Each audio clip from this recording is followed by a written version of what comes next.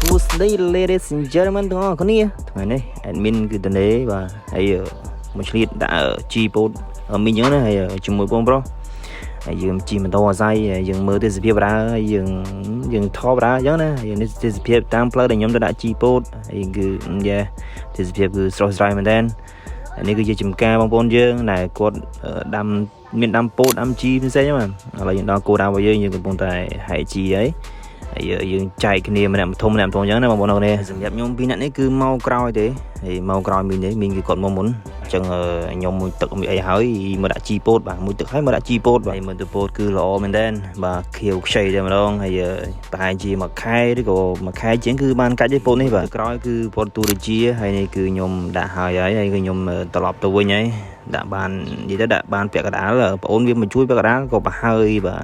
ឥឡូវយើងមករៀបចំទៅផ្ទះវិញហើយដាក់ម្នាក់2ជួរគឺលឿនណាស់បងប្អូនអរគ្នាបាទយើងដាក់ម្នាក់2ជួរអញ្ចឹងណាឥឡូវយើងបានត្រឡប់មកផ្ទះវិញហើយបាទនេះជាទេសភាពតាមផ្លូវមានបងប្អូនយើងគាត់ប្រមូលផលអីផ្សេងទៅនិយាយទៅគឺទេសភាពគឺស្អាតខ្លាំងមែនតើយើងមកគឺប្លែកភ្នែកតែម្ដងបាទហើយបងប្អូនសង្ឃសួរថាទីតាំងនៅណាទីតាំងនៅកោះធំបាទស្រុកកោះធំខេត្តកណ្ដាលយើងហ្នឹងបាទបងប្អូនជួបគ្នាពេលក្រោយទៀតបាទ